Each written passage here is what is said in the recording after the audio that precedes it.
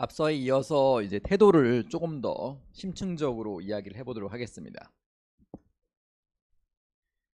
태도의 개념은 완전히 이해하셨죠, 그죠? 태도 그리고 사랑, 태도에는 강도와 방향성이 있고, 그죠? 태도는 단면적으로 볼 수 있지만 ABC로 볼 수 있다 얘기까지 기억나시죠? ABC가 뭐죠? Affect, Cognition and Behavior. 인지, 감정, 그리고 행동. 태도를 다 알았으니까 태도를 어떻게 바꿀 수 있느냐가 더 중요하겠죠. 그 태도 변형에 대해서 이야기를 하려고 해요. 광고 마케팅에서 가장 핵심적이라 보면 됩니다. 보면요, 여러분 이거 혹시 보셨습니까? 블랙미러 그 시즌 7 나왔죠. 여기서 1번 Common People 보셨어요? 너무 바빠서 못 보셨나요? 한번 보실만해요. 간단히 얘기하면은 구독제도에 대한 흥미로운 이야기를 하고 있어요. 갑자기 구독료가 올라가든지 막 이런 경우가 있잖아요. 이 보면은 이 사람이 이제 여자 이제 부부예요. 그 여자 그 사모님이 뇌종양 같은 걸 알게 돼요. 근데 뇌종양을 치유할 수는 있어요. 크라우드 서버에다가 내 뇌에 대한 데이터를 다 올리고 뇌를 약간 뜯어내는 거죠. 여기 칩을 씹어서 뇌종양을 치료하는 프로그램을 제안을 해요. 그러니까 리버마인드라는 회사에서 지원을 합니다. 근데 재밌는 게 뇌종양을 없애서 이 사람은 생명을 살렸어요. 대신 오디너리 레벨에서는 광고를 들어야 되는 거예요. 뇌에서 계속 광고가 나오고 지나다니다가 갑자기 자기 중간에 광고를 얘기를 해요. 생명보험 광고를 얘기를 하고 막 그래요. 근데 리버마인드 플러스로 업그레이드를 하면 광고가 없어져요. 근데 문제는 기지국이 제한돼 있어서 자기 동네를 벗어나면은 갑자기 페인트 실성하게 되는 거죠. 이렇게 탁 쓰러지게 되는 거죠. 리버마인드 플러스 엑스트라를 사야지 자유로울 수 있는데 그건 한 달에 100만 원 이상을 내야 돼요. 뭐 이런 내용을 담고 있어요. 마지막 엔딩은 제가 스포일러를 안 할게요. 이건 보시면 재밌어요. 광고는 기본적으로 노출입니다. 광고는 비즈니스 모델의 가장 쉬운 접근 중에 하나예요. 전 넷플릭스 광고 요금제 보는 사람 있습니까? 여러분 다 부자여서 다 광고 없는 거 보십니까? 저는 5,500원 광고 요금제를 보고 있는데 과거엔 그랬죠. 광고 요금제를 보잖아요. 화질이 안 좋았어요. 지금 화질 업그레이드를 한번 했죠. 광고는 노출이 기본인데 노출이 되면 태도가 좋아질까요? 좋아지기도 해요. 우리가 모르는 사이에 우린 거부하지만은 특정 브랜드를 여러 번 만나잖아요. 좋아져요. 전 드론 만드는 DJI라는 브랜드 있죠.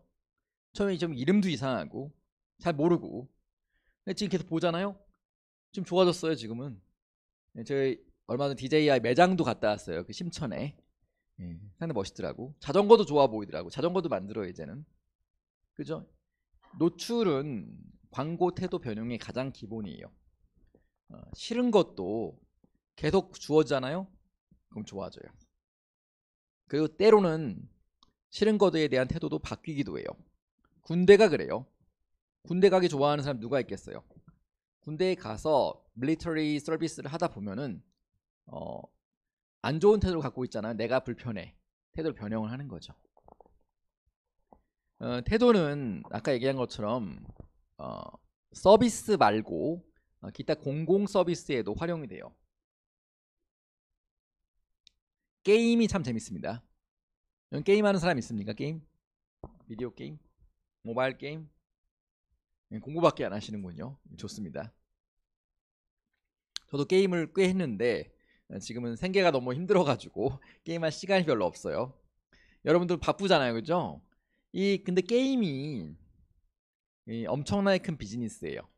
레크레이션 중에서 가장 좀 뜨는 분야이기도 해요.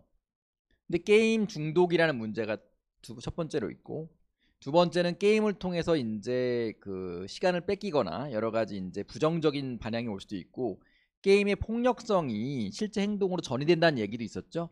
이 게임이 비판적으로 봐요. 뭐 저는 사실 게임에 대해 긍정적으로 보고 있는데, 근데 게임을 제가 이제 만드는 회사 입장에서는 게임의 긍정성을 알려야 되잖아요. 게임에 대한 positive attitude, 긍정적 태도를 강화하는 게 필요하죠. 그래서 공익 광고를 이렇게 하는 거죠. 이해되시죠? 이처럼 태도 변형은 non-profit, 비영리, for-profit, 영리 모두 다 중요해요. 자, 한번 영상을 한번 플레이 해볼게요.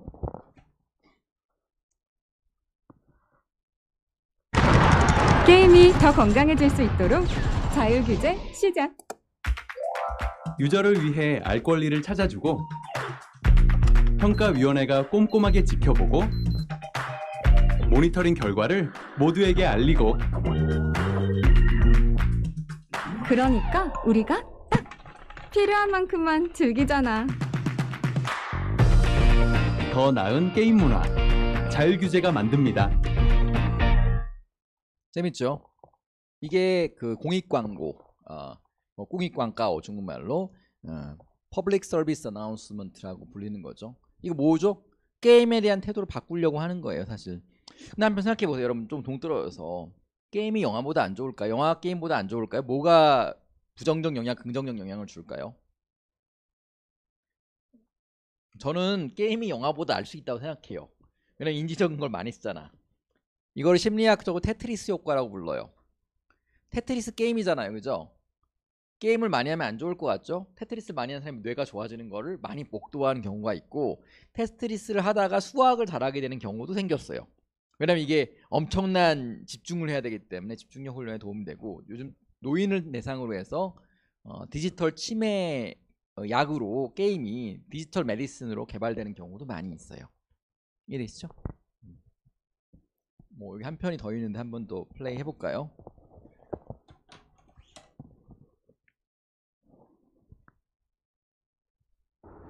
게임은 단지 놀이로 멈추지 않습니다. 전시가 되고 공연이 되고 영화로 새롭게 태어나죠. 대한민국의 문화예술 게임이 이끌어갑니다. 재밌죠? 네. 뭐 이렇게 하는 이유는 아까 얘기한 것처럼 태도 변형 때문에 그래요. 이런 걸 해야 될 일들은 정말 많아요. 예를 들어 요즘 출산율이 낮아지죠. 출산율 장려 캠페인, 그죠? 담배 같은 경우는 그렇잖아요. 반대로 하는 거죠. 담배에 대한 태도를 더 부정적으로 만들어야지 좋은 거잖아요. 그래서 금연 캠페인, 한국 금연 캠페인이 한국 퍼블릭 서비스 어나운스먼트에 상당히 많은 뭐 40여 %의 광고비를 쓴다고 할 정도로 많이 쓰고 있어요. 요즘 전자담배가 또 라이징 하고 있죠. 그래서 관련한 문제가 있습니다. 여러분이 가장 알아야 되는 모델 중에 하나가 이 다속성 모델이에요. 영어로 하면 멀티 애트리뷰트 모델이라고 하고, 피시바인이라는 사람이 만들었기 때문에 피시바인 모델이라고 불리기도 해요. 자, 이게 수학 모델인데 이게 뭐 어려워 보이지만은 별로 어렵지 않아요. 제가 이 사례로 얘기하면은 쉽게 이해할 수 있습니다. 자, 보세요. 이거는 특정 옷이 있다고 가정해 보죠. 자라를 보죠. 자라. 여러분 자라 좋아하는가요? 자라? 잠자라 말고. 죄송합니다. ZARA 자라. 자라 옷이 있어요. 자, 바느질, 가격, 유행성, 디자인, 색상이란 속성이 있다 보죠. 속성은 캐릭터예요. 이해되시죠? 애트리뷰트인데 특성이라고 보셔도 무관해요. 바느질이 옷 사는데 얼마나 중요한지, 가격이 얼마나 중요한지, 이걸 중요도, 이밸류에이션에 부르죠. 그죠? 이해되시죠? 다른 말로는 웨이트라고 부를 수도 있어요. 자, 그러면은 이제 사람들이 여기는 자라, 여기는 포에버 21, 그게 뭐 있죠? 비슷한 거? 그 뭐 있죠? 그 H로 시작하는 거 뭐 있잖아요. 그 유럽에서 많이 하는 거. H&M 비슷한 건 H&M이 패스트 패션이죠. 세 개가 있어요. 여러분들이 이거를 각자 평가하는 거죠. 자, 보세요. 한 명이 평가하면 부족하니까 100명을 평가한다고 가정해 보죠. 그 다음에 합산을 하면 되는 거죠. 보시면은 이 사람이 브랜드 A를 바느질에 대해서는 5점을 줬는데 브랜드 B에 대해서는 2점을 줬어요. 그럼 곱하면 되잖아요. 그죠? 그다음 이거를 쭉 더해가지고 자라는 57점, 포에버 21은 32, 그리고 H&M은 39. 이렇게 하면 뭐가 제일 좋죠? 요게 제일 좋은 거죠. 간단하죠? 중학교 산수 정도로 할 수 있는 게 피시바인 모델이에요. 그래서 보면은 다시 이론으로 가면은 우리가 이 시그마를 쓰면은 그 합인 건 아시잖아요, 그죠? 그래서 서메이션 다 더하는 거잖아요. 그러니까 여기 보면은 이밸류에이션이랑 빌리프 특정 속성이 어느 정도 있는지 그 속성에 대한 이밸류에이션을 곱해서 서메이션 모두 더하면은 그 사람들의 선호, 태도 값이 나오는 거죠. 이해되시죠? 이거 뭐 보면 어려워 보이는데 이렇게 보면 쉬워요. 자, 감자깡을 볼까요? 감자깡 아니면 포테이토 칩. 포테이토 칩으로 보면은 이거 말고 포테이토 칩의 속성이 뭐가 있죠? 바삭거림, 가격, 또 뭐가 있죠? 솔티니스, 얼마나 짠지. 그다음 스위트니스도 있잖아요. 다니까 단 게 얼마인지, 그죠? 그리고 뭐 브랜드 레퓨테이션도 있을 거예요. 아니면 레이스 이런 거 많이 쓰잖아요. 레이스, 감자칩 같은 거요. 아니면 국산 브레인지 외산인지 이런 게 있다고 가정해 보죠. 이런 걸로 다 이밸류에이션 똑같이 할 수 있어요. 여러분이 회사를 간다. 회사에 대한 어떤 애트리뷰트 있죠? 회사? 직장 취업 안 할 거예요? 취업을 한다고 가정해 볼게요. 자, 월급. 또 뭐가 있죠? 월급, 샐러리. 그다음 뭐가 있죠?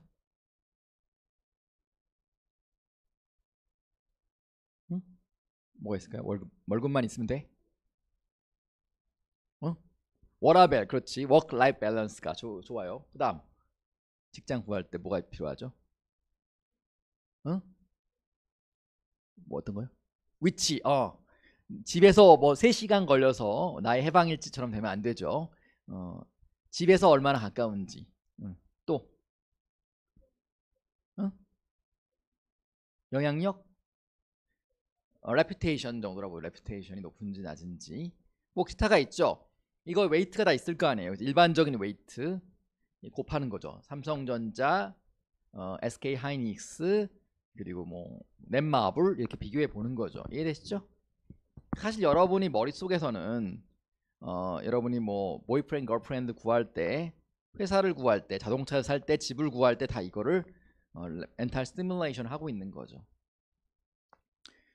저는 시뮬레이션 잘 못하는 스타일인데 이런 경우에 여러분들이 한번 집에서 적어보시면 좋아요. 실제 내가 좋은 선택을 하는지 안 하는지를 좀 알 수가 있어요. 이해되시죠? 보면은 이거를 애트리뷰트라고 부르는데, 자 보세요. 이거 일본이에요. 일본은 좀 특이한 게 많아요. 일본은 보면은 자 이거 똑같이 이렇게 KFC 같은 걸 팔아요. 이게 대만인가 일본인가 저도 참 헷갈리긴 하는데, 자 근데 여성 점원들을 이 옷을 입혔어요. 이건 뭐죠? 속성 하나 더 넣은 거죠. 네. 뭐 젠더 이슈가 있겠지만 속성을 하나 더 넣은 거예요. 똑같은 매장인데 옷을 바꿔 입혔어요. 이거 뭐죠? 속성을 변화시킨 거예요. 한번 또 다른 얘기를 해보죠. 이것도 약간 젠더 이슈가 있을 수는 있지만 그래도 이해를 하기 위해서 든 거니까 여러분들이 열린 마음을 한번 보시기 바랍니다. 후터스란 브랜드가 있었어요. 여러분 혹시 아십니까? 후터스는 점원들이 이렇게 약간 누디티를 강조하는 그런 비어 바라고 보시면 돼요. 한국에서 다 망했어요. 왜 그랬을까요? 이게 원래 잠깐 미국 후터스가 여기다 이거 먼저 하죠. 한국에서 별로 안 됐어요. 똑같은 맥주를 먹는 펍이에요. 펍, 스포츠 펍이라 볼 수 있는데 점원들의 누디티를 강조하는 형태의 속성을 넣은 거죠. 근데 동양에서는 한국 문화 또는 중국 문화에서는 이런 바 자체에 대한 속성값에 대한 이밸류에이션이 낮았던 것 뿐이에요. 이해되시죠? 자 보세요. 여러분 맥주를 판다고 가정해보죠. 맥주 브랜드의 속성이 뭐가 있죠? 탄산감, 알코올 함량, 또 뭐 있죠? 청량감. 근데 내가 새로운 맥주를 만들었어. 어떻게 할 수 있죠? 속성 하나 더 넣으면 되죠. 그래서 테라 같은 경우에는 소맥에는 테라라고 광고를 했었어요. 실제 몇 년 전에. 기억나실지 모르겠네요. 그죠? 한국에는 소주 맥주를 섞어 먹는 문화가 남아있기 때문에 소맥에는 테라는 새로운 속성을 집어넣은 거죠. 근데 이 사례가 실패했고, 자 이건 남자 사례예요. 자꾸 젠더 이슈를 제가 얘기를 해서 좀 그렇긴 하지만은 한번 생각해 보세요. 아비크롬비라는 브랜드가 있어요. 여러분 아비크롬비 아십니까? 좋아요? 아비크롬비에서는 제가 아비크롬비를 좋아해요. 왜냐면 제가 어렸을 때도 봤으니까. 아비크롬비는 이 몸짱 아재들이 이렇게 쭉 서 있어요. 이렇게 보면은. 저도 처음에 보고서 좀 놀랐어요. 내 몸을 가리고 싶더라고 이렇게. 예, 막 가리고 싶어져. 여기 진짜 막 이런 분들이 서 있는데 좀 가면 약간 전 남사스럽더라고요. 이거 한국에서도 이 몸짱을 한국에 내보낼 수 없잖아요. 유교 컨트리인데 우리는. 예, 그래서 이제 훈남들을 내보내긴 했었는데 이게 잘 안 먹혀요. 이건 뭐죠? 똑같은 리테일. 이건 특이하죠. 아까는 술집이었으니까 렐러번스는 높은데 이거는 술집도 아니에요. 이거는 그냥 옷 매장인데 이렇게 누디티를 강조한 거죠. 저도 똑같이 이 사람 이뻐 보여서 멋져가지고 샀는데 집에 와서 딱 거울을 보니까 이상하다 나 아닌데 이런 후회를 하게 되는 경우도 있었죠. 하나의 속성을 새로 넣은 거예요. 이해되세요? 그죠? 아까 멀티 애트리뷰트 모델에 의하면은 속성에 대한 평가의 합이잖아요. 새 속성을 집어넣어서 평가치를 높이는 거죠. 이런 경우는 정말 많아요. 네. 자 보세요. 이제 세부적인 전략을 한번 이야기를 하면서 광고와 함께 보도록 하겠습니다. 윌키라는 사람이 과거에 제시한 건데 지금도 비슷해요. 개별 속성에 대한 소비자의 신념 바꿀 수 있어요. 그죠?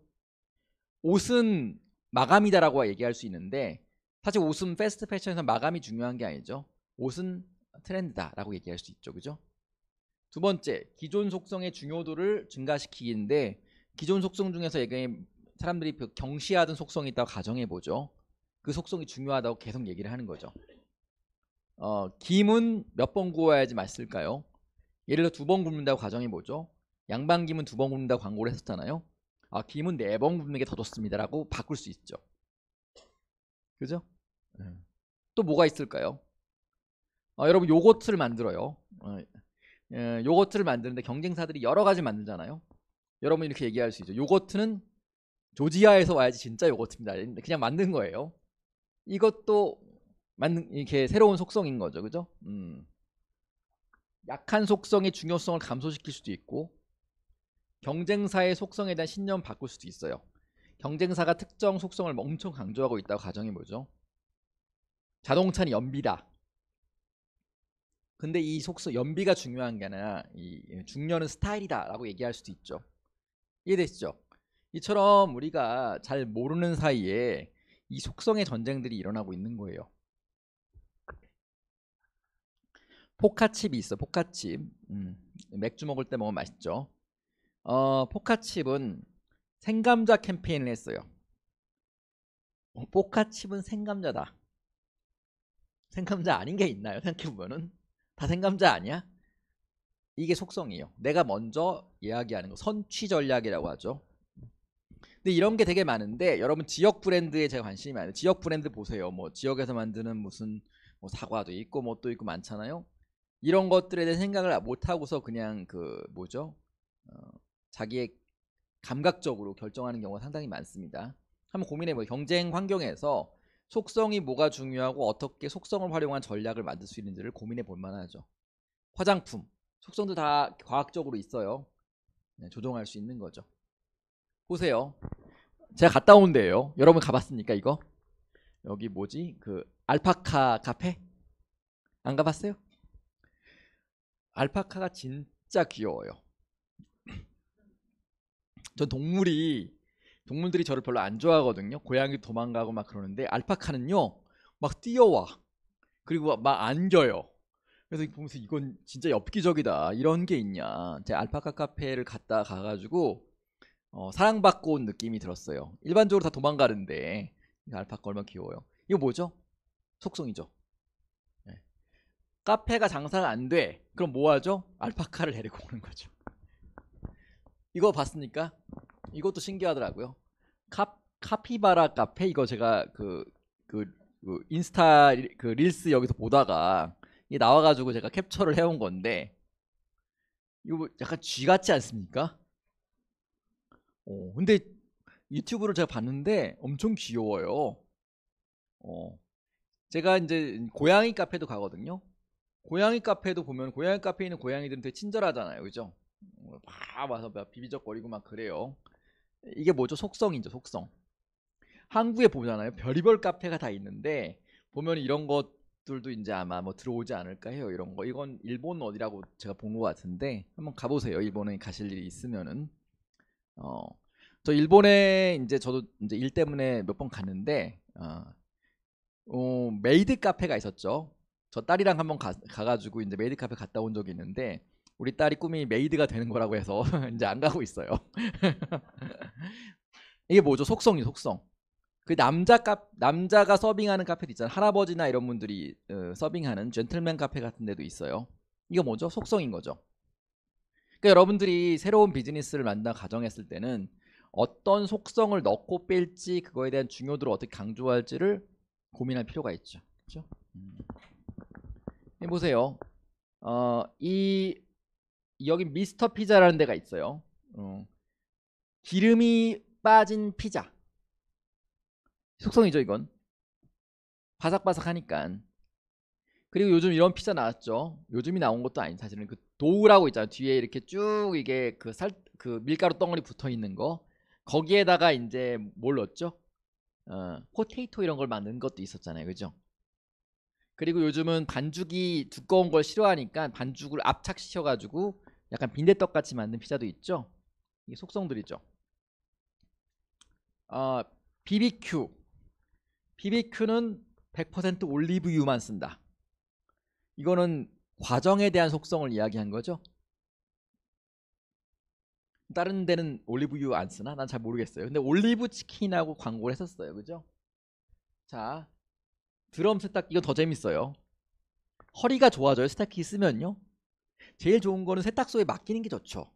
그죠? 이게 왜 이렇게 얘기했을까요? 보시면은 드럼 세탁기는요. 이게 앉아가지고 빼야 하잖아. 이거는 이걸 올린 거죠. 여기 이만큼을. 허리가 좋아져요?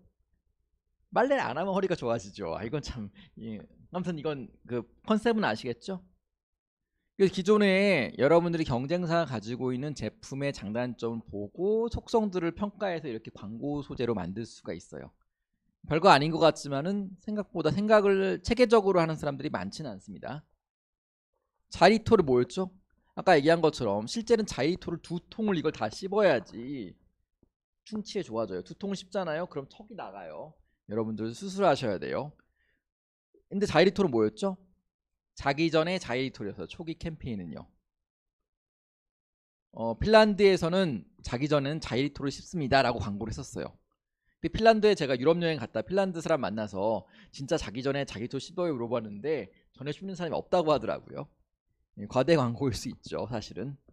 이것처럼 특정 애트리뷰트를 넣어서 만든 거죠. 이빨에는 자이리톨. 껌 시장이 거의 죽었는데도 불구하고 자이리톨은 아직도 잘 팔려요. 보세요. 이제 저관여 메시지는 아까 얘기했죠. 저관여는 관여라는 거는 영어로 environment, 뭐 한국말로 보면은 이제 이게 뭐 관심이라고 봐도 사실 과언이 아니에요. 내가 얼마나 특정 제품 서비스에 대해 관심이 있는지 없는지죠.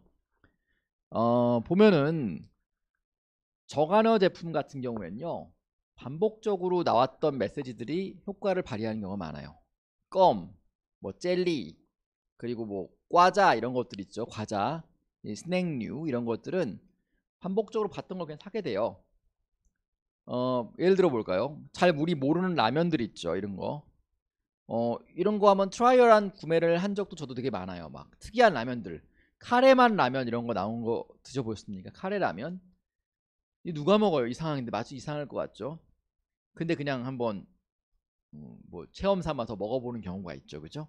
이런 거 저관여기 때문에 가능한 거고 반복적으로 저도 카레 라면을 이제 계속 반복적으로 브랜드를 보다 보니까 한번 먹어보고 싶어지는 그런 의향이 생기기도 하더라고요.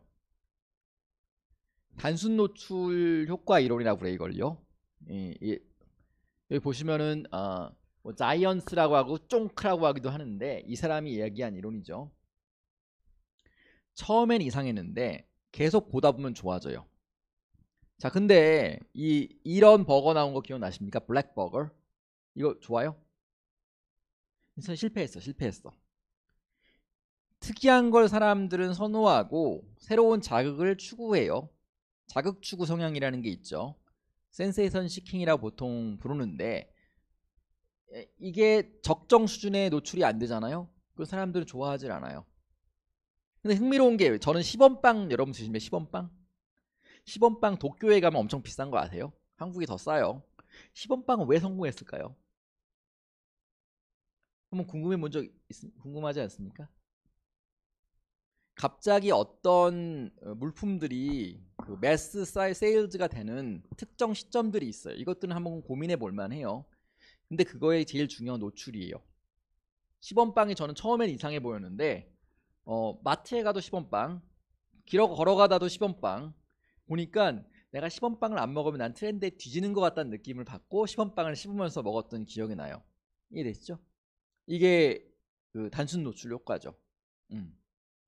대왕 카스테라도 그랬고 10원빵은 지금 인기가 아직 있나요? 인기가 좀 줄긴 했는데 아직 뭐 살아는 있죠. 뭐 이런 것들이죠. 이해되시죠? 처음에는 별로였는데 친숙성, 퍼밀리어리티가 올라가면서 사람들의 구매 욕구를 자극하는 형태가 있어요. 보시면은 한번 플레이 해볼까요? 이거 안 됐네. 이게 저는 되게 잘 만든 광고. 그 MC365라고 이게 무슨 회사인지 아세요 혹시? 살 빼는 회사. 지방 흡입하고. 이게 보면은 MC365라고 회사 이름 자체가 좋지는 않아요. 근데 광고는 정말 잘했고 광고의 덕을 톡톡히 봤죠. 여기는 지방 흡입을 많이 하는데 지방이라는 캐릭터를 만들어냈어요. 그러니까 지방은 형상화가 안 돼 있는 물품이에요. 그죠? 이 지방을 떼가지고 막 던질 수도 없잖아. 근데 이건 지방이라는 캐릭터를 만들어서 지방 제거라는 거를 강조를 했죠. 보시면은 광고 노출이 오면은 인지적인 상황에서는 생각을 하고 광고 실행에 대한 생각을 하고 그 다음에 뭐 자기의 지지를 하는 주장, 반박 주장, 지지 주장, 반박 주장이 합쳐져서 브랜드 태도가 생기고 구매 행동이 일어나요. 이게 뭐냐면은 보면은 지지 주장은 내 서포티브 아이디어라고 보시면 돼요. 왜 MC365에 와야 하는지. 근데 반박 주장은 뭐가 될 수 있죠? 비용 문제. 그리고 사회적인 이제 비난. 뭐 최근에 서브스턴스라는 영화에 데미 무어가 나왔죠. 근데 전신 성형 수술한 거에 대한 비판이 있었잖아요. 그죠? 예, 이게 비난들. 이런 것들을 다 서메이션을 해가지고 브랜드 태도가 형성이 된다. 이렇게 인지적으로 이런 모델들을 가정하는 경우도 있어요. 이해되시죠? 인지 반응 모델. 아까 얘기한 고관여에서는 적용이 돼요. 고관여에서는 내가 다이어트를 뭐 하면 어떨까? 이거에 대한 반발은 무엇일까? 이런 것들에 대한 꼼꼼한 검토가 이루어지죠. 특히 뭐 냉장고 살 때. 냉장고는 사면은 라이프 스팬이 10년 이상 넘어가는 경우가 많아요. 세탁기 오래 쓰잖아요. 그죠? 저도 세탁기 산지 10년 넘었는데 지금 잘 쓰고 있어요. 아직도 안 망가지고. 이런 거에서는 인지적인 내용을 강조해요. 허리가 안 아픈 세탁기. 그죠? 아니면은 운동화도 빨 수 있는 세탁기. 이렇게 실용성 강조를 하는 경우가 많죠. 하지만 인지 반응을 위해서는 반복을 해서 만들 수도 있고요. 기존 신념과 광고 메시지 간의 차이를 강조할 수도 있고 메시지 주장의 강도를 높일 수도 있어요. 아까 얘기한 다속성 모델과 비슷합니다. 기존 대비 뭐가 달라진지 아니면은 광고의 실행 요소가 어떤 부분을 강조해서 다속성 모델을 활용을 할지 이런 것들을 강조를 해서 내가 이 특정 물품을 사야 되는 이유, 이게 reason to buy라고 하죠. 이것들을 만들어내는 거죠. 예를 들어 볼까요? 예를 들어서 여러분들이 공인중개사 자격증을 딴다고 가정해 보죠. 이건 되게 인지적인 선택이거든요. 그죠? 이거 사람들이 왜 부담될까? 시간에 대한 부담, 그죠? 비용에 대한 부담, 그리고 이게 사용했을 때 이걸 땄을 때의 가치에 대한 부담들을 동시에 가지고 있어요. 이거 어떻게 해결을 하죠? 머릿속엔 반박 주장, 지지 주장들이 계속 왔다 갔다 거리고 있는데 반복할 수 있죠. 네. 반복하고 기존 신념이 여러분들이 그런 부동산 공인중개사를 따는 게 의미가 없다고 생각할 수 있다면 이거에 대한 차이점들을 강조할 수가 있겠죠. 그 다음에 강도를 높일 수 있어요. 계속 노출을 많이 시키는 거죠. 우리 보면은 공인중개사 가장 많이 광고하는 데 어디죠? 우리 메가스터디 이런 데서 많이 하잖아요. 그죠? 지하철 타보세요. 여러분들 되게 많죠. 광고가. 강도를 높일 수도 있죠. 이해되시죠? 이게 인지적인 거에 대해서는 설득 메커니즘들이 이렇게 구성이 됩니다. 여러분들이 꼭 기억할 모델이 바로 그 정교화 가능성 모델, 영어로는 Elaboration Likelihood 모델이라는 거예요. 이거 뭐 사실 어려워 보이는데 크게 어렵지 않은데 논문에서는 너무 많이 쓰이는 모델이고 나온 지도 상당히 오래됐어요. 만든 사람은 패티 앤 카시오포란 두 학자가 만들었어요. 저도 패티라는 학자는 예전에 그 박사과정 할 때 만났던 기억이 납니다. 되게 검소하신 분이더라고요. 저는 처음에 청소부인 줄 알았어요. 너무 일찍 와서 프레젠테이션 준비하고 계셔서. 보시면은 이 모델은 기본적인 가설은 간단합니다. 두 가지, 아까 우리가 인지적인 반응, 감정적 반응 뭐 기타 등 얘기했는데 이건 두 가지 루트로 설명을 해요. 중심 경로에서는요, 이거 센트럴 라우트라고 영어로 표현할 수 있죠. 생각을 많이 하는 루트예요. 인지적인 거죠, 대부분. 근데 주변 경로는 영어로 페리퍼럴 라우트라고 하는데 생각을 별로 안 하고 감각적 정보로 헌치, 그러니까 직감으로 선택하는 경우가 많아요. 한번 예를 들어보죠. 여러분이 부동산 광고를 한다고 가정해 볼게요. 부동산 마케팅. 이럴 때는 중심 경로에서 어떤 얘기를 하죠? 가격 상승 가능성, 그죠? 그리고 부동산의 가치, 그죠? 부동산의 판매 가능성 등등을 얘기할 수 있겠죠, 그죠?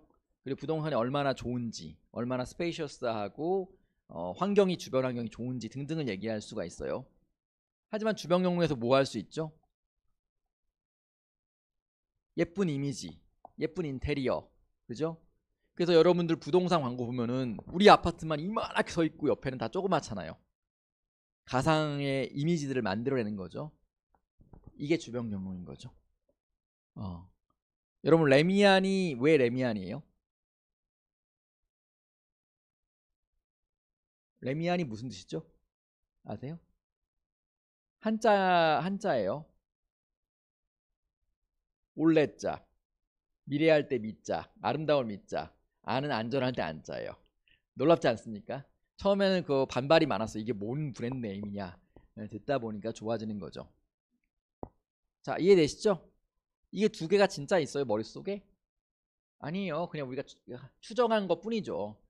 그래서 우리가 광고 마케팅을 진행하는 입장에서는 센트럴 아웃에서 무슨 얘기를 할지, 중심 경로에서는 주변 경로, 페리퍼럴 아웃에서 무슨 얘기를 할지를 머릿속에 그리고서 진행을 한다. 이런 얘기를 하고 싶은 거예요. 보시면은 저관어 장품인 경우에 껌, 뭐 아니면은 뭐 스낵, 아니면은 캔디 이런 것들은 주변 단소를 이용하는 게 더 효과적이다. 보통 이렇게 이야기해요. 가격이 싸니까 일단 기본적으로.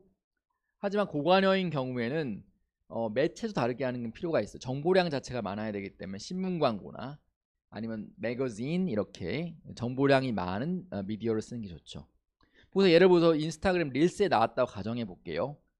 고관여 상품은 릴스에 나와서 이어지기 쉽지는 않아요. 정보량이 빠르게 전달되기 때문에 그래요. 그래서 저관여 상품, 예를 들어 껌 아니면은 뭐 패스트 패션 이런 것들은 이게 소셜 미디어 활용이 훨씬 더 용이하다고 볼 수가 있는 거죠. 이해되시죠?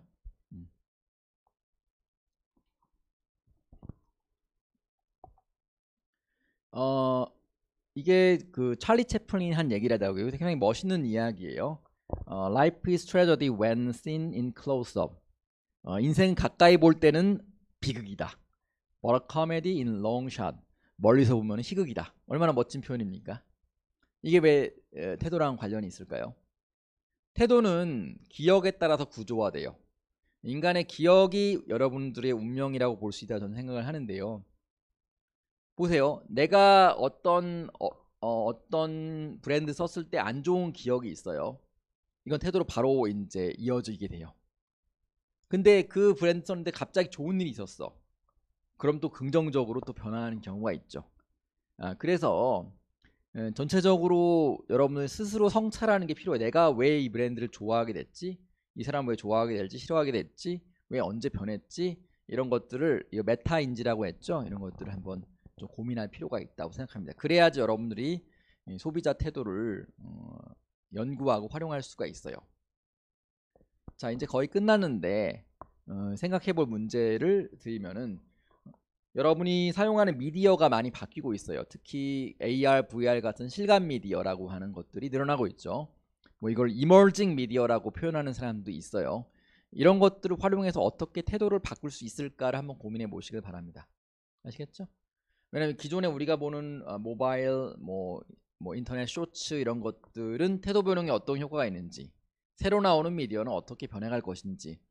요즘은 AI 에이전트의 시대잖아요. 여러분들 챗GPT랑 상담하시는 분들이 있습니까? 상담 안 해요?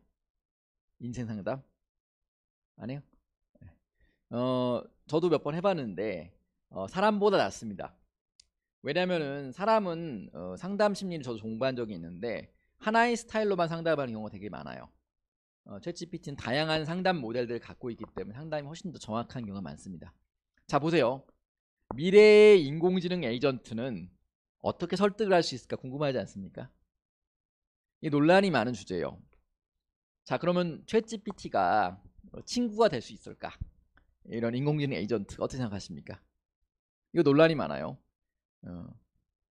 친구는 늘 좋은 말만 하면 좋아질까요? 싫은 말을 해야 좋아하잖아요. 약간의 밀당들이 필요한데 인공지능은 아직 그게 없죠. 그래서 요즘 유튜버들은 인공지능한테 밀당을 하라고 이렇게 학습을 시켜놓는 인공지능도 생기기는 시작했어요. 재밌죠? 앞으로 광고 모델이 인공지능에 어떻게 들어가서 비즈니스를 할지에 대해서도 한번 고민해보면 재밌을 것 같습니다. 자, 이것으로 마치겠습니다. 감사합니다.